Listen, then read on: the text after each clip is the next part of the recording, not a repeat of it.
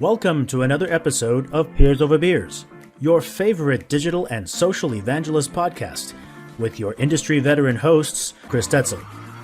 This podcast starts now. Welcome to another Peers Over Beers. I'm Chris Detzel, and I have a special guest. I'm David DeWald, community manager at Ciena.com and co-host of Community Manager Live, a weekly live chat with other community managers. I guess that's pretty much it. Yeah, we'll get into all that, but it's funny, David, is I've seen you on Twitter and LinkedIn, I think probably mostly on Twitter, and you invited me to be on one of your podcasts around, or I guess live shows around how to podcast and things like that. And I was like, and you mentioned you never had me on your podcast, Chris. I was like, no, I haven't. I really, so what makes it bad is, the reason I kind of rave you about it is that we both lived in Raleigh, basically in the Raleigh-Durham, North Carolina area. So we totally could have met in person and done something. That's kind of why I rave you about it. But, COVID hit. What are you going to do? Yeah. Well, I live in Dallas, so I don't live in Raleigh. I've never lived there. I thought you did. No, I've been out there, okay, but just haven't, I don't live there, but yeah. Well, that was my bad then. No, but I find, so when I first started this Peers Over Beers, it was just a buddy of mine, and I'd go over to his house and have beers, and we would just have these really cool mics. He wasn't on video. And we would have cheese and meats and bread, and I don't know, he did this whole thing, and I was like, great. So it's, to me, hanging out with a peer talking about community management. Anyway, so I digress a little bit. Well, I digress a lot. So, if you want to keep me on track, that's good. But something that intrigued me, that I think it was last week when you were having this conversation about, some of the stuff around your community and how you used to build a community from scratch. And I've had a lot of people on my podcast and just in general talk a lot about, maybe blogs written about how to build a community from ground up. And, today, but you mentioned that, I started going to companies, you specifically, David, is going to companies that already had existing communities, and that you had to kind of inherit the things that somebody else did, and then, start managing those types of communities. So I'm intrigued to hear more. Maybe you can start from, we had a pre-show, a very slight pre-show around, how you started communities, et cetera. So tell me about that experience from building from ground up all the way to where you're at today. Yeah. So my very first community I built from the ground up. It was for a video game called Dungeon Siege that was produced by Microsoft and a company called Gas Powered Games. And I back in 1998, sometime in Wow, how old are you? I'm 52. So yes. So back in 98, I decided to start a fan site for this game. And so I threw it up. And if you know me online, my kind of nom de plume, if you will, is Historian. And it's because of that website. It was called the Dungeon Siege Historian. And the goal of the website was to just track it as it went through development, because we found out about it before, just as they started working on it. And it wasn't until I think it was 3 years later, maybe 2 years later, that it actually released. So we followed it from in conception, all the trickles of information that came out about it all the way through. And over time, as I would post as admin. But people would just say, oh, go to the historian. The historian knows, the historian this, and the historian made a post. And so the historian kind of stuck. And I haven't gotten rid of it. Cool. I like it. Yeah. So, and that's why I'm historian on Twitter. But anyway, so I started the site from the quickly, ground up. It's funny. Whenever you ask me to be on your podcast or whatever, you sent me a message through Historian. I was like, who the fuck is this? I mean, I've seen this stuff. I don't really know who's this guy or person behind this. And so I had to look it up. So anyways. But you know what? I'm Historian on LinkedIn too. So you can go to linkedin.com/in/historian and you get me. It was really, I really did well until with that name. I mean, that was it. If you said historian online, you would find me. Up until there was a book that came out called The Historian. It was a vampire book of all things, and it was very popular at the time. Yeah. And yeah, I got demolished by that. So, but you live with it. But anyway, Yeah, a little hurtful. yeah, Go ahead. yeah, yeah, I was mad. It's all right. But I used to have thehistorian.org as my website because the .com was taken, and that kind of thing. Now it's just my name, daviddewald.com. But anyway, I started that community, built it from the ground up. At the time, GameSpy, which is now IGN, said, "Hey, you're doing a great job. How about we host it for you under our Planet RPG, which is role-playing games?" And so I became, Dungeon Siege historian under Planet RPG, and then eventually the site, had another site merge into us there, and then our site got bigger again when we became Planet Dungeon Siege, which was completely IGN, type thing. So it just grew. It lasted, the website lasted for the 14 years until IGN shut them down. I left it after about 8 years, and it just continued running on. And at that time, there wasn't a name for community management. And so the title that I kind of gave myself was community liaison, which isn't that far off. Yeah, it's close. Yeah. So, but now it's corporatized. Manager, senior manager, senior manager, director, exactly, chief community officer. Yeah. Hello. But yeah. So now it's formalized. But I built that from the ground up. So that's kind of where my bread and butter. If you know Rich Millington as a community manager, that at Fever Bee, same story. He started a fan site for a video game, turned it into a career. So. It's the path that a lot of early community managers took. They worked for video games and then they turned it into a career. Some of them still work in the video game industry. Some Brian Oblinger, he did that. Yeah, same thing. I mean, his In Before the Lock podcast, In Before the Lock is a gamer term, which means that, I'm going to get my comment in before the moderator comes in and locks this thread because it's off topic, inappropriate. So In Before the Lock. I didn't know that. That's pretty interesting. Yes, yeah. So In Before the Lock. That's where that came from. I'm sorry I took that, Brian, if you have never explained that to anybody. I just did.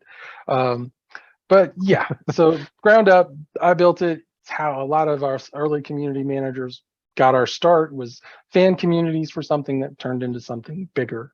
And we just made it bigger. And I did that for a lot of years. I'd go to a company and kind of start a community from nothing, which means interacting with all of the departments within the company, finding out who, my stakeholders are, what their needs were from the community, what they could offer the community in exchange for what they wanted, and just figure out the best way to build it up. Is it around the products? Is it around use cases? How do you do it? And just figuring that all out. And I realized that while, I did have a stint as a community manager early days of taking over an existing community, it was different because it was video games, and it's a lot different than corporatized stuff, like you said. So I realized I had this gap in my skill set of not being able to take over an existing community and work with it. And I've had some successes, and I've definitely had a failure. I can absolutely say that, where I wasn't successful and I didn't talk about the failure more. I'm interested. So I won't name the company, but it was an existing community, and I was hired in, and just the way that it was structured,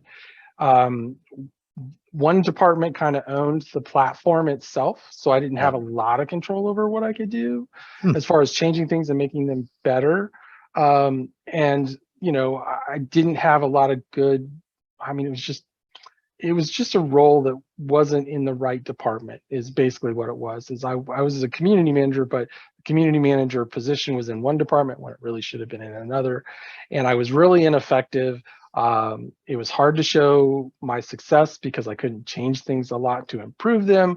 So it really turned into this glorified moderator position where I just kept the community clean and couldn't do anything. And eventually, you could say that it was poor performance on my part that got me let go. You could say what they said, which was, "Hey, we're reorganizing and your position has been eliminated." Well, I mean, what's the lesson learned? I mean, I already learned a lesson, but what would try to own the platform as a community manager, at least have a yeah. strong say in what you can do with it. You should be the bottom line. And where I am today at Ciena, we have kind of a cohort of people that are involved with my Ciena community, basically. Mm-hmm. So, there's myself who kind of manages the community, quote unquote, and I kind of own, from a corporatized sense, I kind of am the product owner of the community. But we also have the knowledge team that's in there, and they have their piece in the community that they manage and they handle. We've got the learning, team, our that would be, what some people would call training is in there, and they have a piece academy of it. and stuff like that. Yeah. Yeah, and they have their piece and they manage that, and so. But when the buck stops, if it's the look and feel change of the website, if it's a functionality change that impacts kind of my area, then I have kind of say in there, and I can say I don't like that, or I like that, but let's change this. Yeah. A good example is that we have customer success in our community, and they're looking to ramp up some events, and the component that we use in our community for events is not good. So, but it was on my roadmap to fix. It's like you can post events, it kind of works, it's not great, it doesn't tell anybody anything. But on my roadmap to fix, they came in and said, we really want to start doing events, but we need to kind of have a good way to do it in the community. So it went from down the road on the roadmap to let's get this taken care of as soon as we can. Yeah. So let's go backwards real quick. This is very intriguing. I want to kind of go back to, you joined Ciena. Was that an existing community that had already, okay. So talk about that, and the kind of stuff you had to go through and figure out and do, and the challenges. Yeah. So my predecessor, Heather, is an amazing community manager. She's still out there. She's still working, very organized, and kind of left things in a good spot to pick it up. All the information was there. I just had to find it and use it. The challenge is that I didn't always know the processes she had in place and who she worked with in those processes. So during my first year, it was really, I got to figure all this out and where it is and what it is and how it works. And because of that, some of the processes really broke down. And, I don't know if I could have done anything different to change that, but it was a failure on my part that these things didn't hold up over time. I don't know if it's a failure, right? Like, it's just, some of the things just didn't know. I mean, and it didn't help that there was a gap. So she left the company, and then 3 months later I was hired. So, those processes were breaking down before I got there. Because nobody was doing the touch bases and check-ins and doing what the CM stuff. Yeah, exactly. The internal CM stuff within the company. And so it took me a while to kind of get up to speed and get understanding of where things are. In the time that I'm doing that, I'm also looking at the community and seeing where it can be improved, and what changes we can make. So what I've been working on is kind of, it's a very much a support community. If you have a question, you get your answer and you're gone. And that's not very sticky. And I'm going to cough, so excuse me. No worries. And so you kind of, you want to broaden it beyond that so that it becomes a little more sticky, that there's more content than question, answer, and I'm gone. You want question and answer, and hey, there's another question that I know about, I'll stay around and ansr that. Or discussion or something. Or a discussion or something. We had an ideation piece that was built in that people could submit ideas and do that with. And that process of getting those ideas together and submitting them to Steam to look at, that had broken down before I had joined. It's a tough one, man. It's a really tough one to kind of make successful. Yeah, and so that's one of the things that I'm kind of right in the middle of. I've got everything in place. Kind of even today, I got an email that kind of put the last couple of items in place so that I can kind of roll that out to the audience, my audience, and hopefully be successful with it. Is that on the platform, the ideation, or is it a separate platform? Okay. No, I'm on Salesforce. If anybody's curious, I'm on Salesforce's Experience Cloud, used to be Community Cloud. We won't pick on them for changing the name because they didn't know what to do with Community Cloud, but Experience Cloud makes sense. Yeah. Because it's more of an experience than a community sometimes. Oh, I Sorry, know. Salesforce. Sorry. You're the 800-pound gorilla, but it's a little bit of a beast to work with sometimes. It's a beast. I don't like I It tell is. folks is when you look at community platforms, if you want to feel like you have to develop an entire platform, that's basically it. You got to get a partner to do all that. You need a developer in general to kind of manage at least part-time, to do things that you want. So Right, it's a tough one. Yeah, Anyways, when I was on Jive, I was, we digress. when Jive was when Jive was a thing, I was a developer on Jive. Okay. So if it didn't work, I would build it. Yeah. And Salesforce, I just haven't built up that skill set yet to be able to do that. But It's a big anyway, skill set as a community is. manager to have to do that too. Well, Right it helps domain. that I started way back when as a web developer. So That does. yeah, I mean, when you have that kind of root, it makes it easy to say, okay, this is broken. Maybe we can Yeah. fix it, or this doesn't work the way I want it. Maybe we can change it. A lot of using community platforms is working around the limitations and figuring out ways to do the things you So want. I use, not to digress, but I used to use whenever I was at Rexel, a company called Telligent. Now they're bought by Variant. And the beauty about that platform is I had a developer that could just go in and do a lot of really cool things, but the problem is when you upgrade, you can't upgrade, but you could do some really cool stuff, and I love doing that. So I had a whole roadmap I'd build just for him, and including myself, but it was pretty crazy. So that's the beauty of it. There are downfalls to it, especially if he left. Yeah. but Yeah, so broken down processes, not knowing who my internal champions were, so to speak. I mean, I knew who my internal champions were, but I didn't really know who my internal contacts were. I did have a nice long list of people that were helpful in the community. I did not have any idea what they did. Yeah. Or what they were helpful for. It was just like, here's my list of people that help me in the community, or but I didn't have anything that said, here's what they do, and here's where their knowledge lies, and here's where they can help you. So I had to connect those dots, and at least I had a list to begin with, right? So it wasn't like I was starting from scratch. I had a place to begin with, and I had kind of a road I could follow. And so that's pretty much what I've done for the past couple of years. And we're starting to make changes. It's not always as fast as we would like, and it's maybe not always in the way we would like, but we get there, and we do what we can. But it's been a great experience, kind of to dig in and pick something up that somebody else built. It like I said, it does help that Heather did a wonderful job of getting it set up and getting it, and she went through the experience of, they were on Jive and they had to move to Salesforce. So she, had built it once, then had to kind of rebuild it again. So, I have a lot of, appreciation for what she did, and understanding that it wasn't easy. Yeah, I mean, I think we all do our best with what we have, and maybe the things that we know. And, you just do what you can. Sometimes there's limitations like budget and things like that, or, depending on who you're under, there's not as much buy-in or whatever. But is there anything that you would have done, like looking back, is there something that you would say, yeah, I would do this differently? Yeah. Oh yeah. So like what?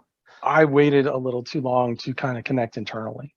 I was more focused on figuring out the processes and how the platform works, and what I could change to make improvements that I thought I made. And I did not really connect with people internally outside of my team, my marketing team, and that has kind of put me a little behind the ball, which made this, when I said the ideas piece, I needed kind of internal stakeholders that could actually influence the ideas, that could say, oh, that's a good idea, let's see if we can work that into the product. I didn't have those. She did, and I just didn't know who they were. I mean, they were there, but I didn't know who was who and what they knew and how they could help. And I didn't pursue that quickly enough. I should have jumped on that and it might have made things a little easier to implement some of this stuff down the road. Yeah. I could have probably had this ideas piece 3 months ago if I had already had my ducks lined up for people, that I knew to connect. But you live and learn, Yep. It's just one of those things. I would do that, get your internal stakeholders, know who you need to talk to, know who the internal champions are, people who are interested in being in the community as quickly as you can. And then kind of incorporate that into learning the community, how it's laid out, why it's structured the way it is. It didn't help that at the same time I was onboarding, they were in the process of redesigning the look and feel of the website of the community. So there was that going on as well. So there was just a lot of things in motion, and I made choices based on what I thought was correct, that in hindsight, I know that I probably should have chosen a little different. Yeah, I think that internal buy-in, internal relationship building, understanding who does what, and what they're already going through and what they're doing is probably, you hit it right on. I think that, when you go into organization, in my mind, the first thing you do is start calling people, right? And start having these 30-minute conversations. It's something I tell people all the time is, when I start an organization, the first thing I do for the next 2 weeks is I just get on the phone. I have some ideas of who I need to talk to, who I want to talk to, who's already going to be bought in or who's not. Even if I don't know them, I've got specific roles, I know PM is going to be a big opportunity. I know that, the PS team potentially support, not necessarily, definitely so I start talking to those folks and the smart people that are going to help me, but also at that higher level. So I think you're absolutely right. I mean, that to me is kind of the key. That way, they can bring, hey, I'm doing these things. But the other thing I would tell organizations, though, is that when you hire a community leader, it's making decisions of, especially whenever you start from scratch, is platform or redesign or anything like that, like you were talking about, is why not wait until the community leader is there to help kind of do, that's what they do. That's their jobs, Well, I don't know. Yeah. Sometimes they can't just put stuff on hold and go. Yeah. If it's already going, fair enough. This community person, Heather, leaves in the middle of the redesign. I mean, you got to finish it, but right. And it's like I said, because of the way that the community is structured, this impacted a lot of people. It wasn't just the community part of it, but the support piece of it was making changes. And the knowledge team was going through kind of their own change in that they were going from more traditional old knowledge to not the KCS, which is knowledge centered service. And so they were doing their own changes. So there was a lot of moving parts, and you do what you got to do to kind of make things flow. And there was another thing. The other thing that I think I learned along the way is there would be times, because I'm not familiar with the platform, that I would go to the team that kind of manages the platform, and I would say, can we do this? And they would say,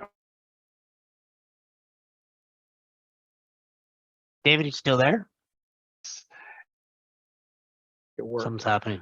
Oh, there we go. Can you say it again? Oh, yeah. I said, yeah. So I would go to them and say, can we do this on the platform? And they would look at it as a perspective of, is this possible with the way it is configured today? And the reality is that if I had said, I wanted to do this, they would have helped me figure out a way. How to do it. And that was a communication difference, right? It's me being kind of exploratory and them saying, no, it just doesn't do that, rather than me being more directive and saying, I would like it if the community could do this, let's figure out how to do it. And that's something that it took me a year to figure out. That if I just say I want it, the hard way. If I want this, I just got to say I want this. And that's kind of where we are today. I kind of, instead of how do we do this, or can this be done, it's more of, this is what I wanted to do, let's figure out how to make that happen. That's good. You're on the marketing team? I am. I'm in the marketing team in a small subsection called digital marketing.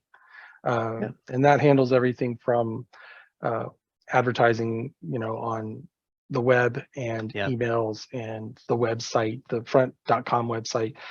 It's probably a really good place. If you're going to be in marketing, that's kind of the best place to be for a community, because, you know, the .com and the community often kind of leverage each other, you know, so, you know, and their look and feel, and you will typically inform our look and feel. It will, you know, it won't be a one-to-one, but when they make changes, we have to look at it and say, is this something we can incorporate? And, you know, brand guides too. If the brand guide changes, we have to go in and change colors or gradients or whatever we're working on. We've got to keep that in mind. And so marketing usually is the driver of that.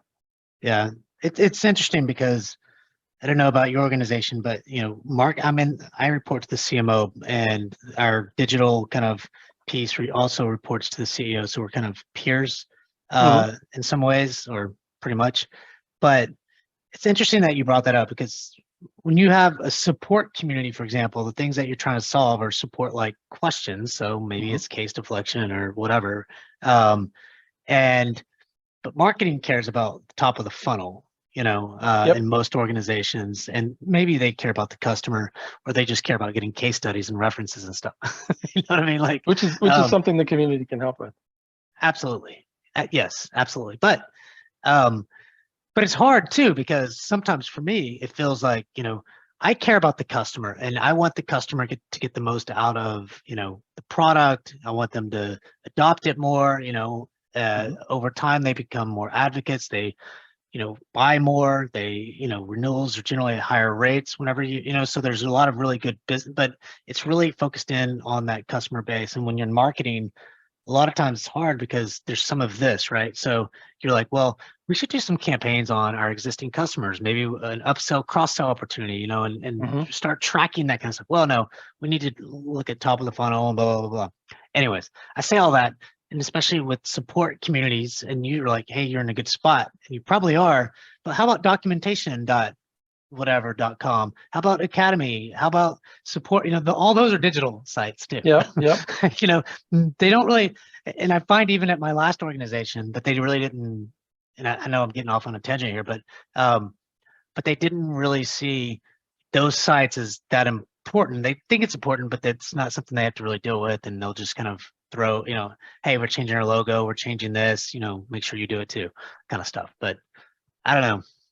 I guess we're pretty cohesive. You know, Ciena is kind of two companies in one. We have Ciena and we have another one called Blue Planet, and it's the same company, but we kind of run independently. And so there's two of everything, but our support is all together. So like, so if you want support, it's all in one portal and you just go there. But when you leave Blue Planet's site, you drop into Ciena almost immediately. It's Ciena. So what we did is we created kind of an interstitial, so that when you leave Blue Planet on a link there, you land on a page that's still Blue Planet. You're in the community, but it's just kind of a Blue Planet carve out. And then once you leave that page, you're into the greater community. And so that's kind of how we did that. But because of those kind of interconnections, I interface with the you know, the learning team for Blue Planet, as well as the learning team for Ciena, because you know, they're separate, but they're still together. They're both learning, and they share a spot in the community. And that works pretty much with everything. Their marketing team I interface with to help with promoting stuff. So even though I'm not part of them, they, you know, interact, and you know, knowledge, they have a different knowledge team than the Ciena does. Like I said, support is kind of all the same because it all lands in the same interface, and to them it doesn't look any different. And then we have customers that are with both, right? So it just depends. But I have been very successful in kind of putting fingers in all of the separate departments. So I have a contact when I have a knowledge issue. I have a support contacts when somebody has a support issue. You know, the account itself is, you know, getting registered and getting the accounts is yet another team that, you know, I have to interface with. And just, you know, we do these meetings where we kind of all get together and we say, here's what we're working on, here's what we're doing, and what's going on. And then, you know, we have yet another meeting that's, here's what's going on with the whole of Salesforce, not just Community Cloud or Experience Cloud, but also what's, you know, Service Cloud, what's going on with, other stuff. And we do these kind of meetings so that everybody kind of knows what's going on the same page, and we ripple that out. So what happens in there, I'll share with people in my, group. And when we make changes, even if it's a different team making a change, and I think it'll be beneficial to people, I'll tell them. So, Yeah, it that's just great. rolls out. Well, David, I know you have to get going here shortly, but definitely thank you for coming. And this has been really eye-opening to me and really helpful to think about, Yeah, it's been fun. coming into a community that you're already part of, or that you're not starting from scratch, and you have to kind of just start managing and thinking about that. So I appreciate it. Yeah, I'm glad to be here. The really the takeaway from this is, you're going to make mistakes. It's not going to be perfect. Just own them, and not everything will work. So just own that too, and keep trying stuff. Just, but like I said, own it. If you mess up, just go to somebody and say, all right, I messed up. Yeah. I made a mistake, and more than likely they're like, okay, let's see what we can do to fix this, and move forward. Shit happens, man. Well, Yep. Thanks for another Peers Over Beers, and thank you everyone for coming yeah. in. And David, thanks so much for coming. I'm Chris Detzel, and David DeWald. all right, David, thanks so much. Yeah, take care, man. All right.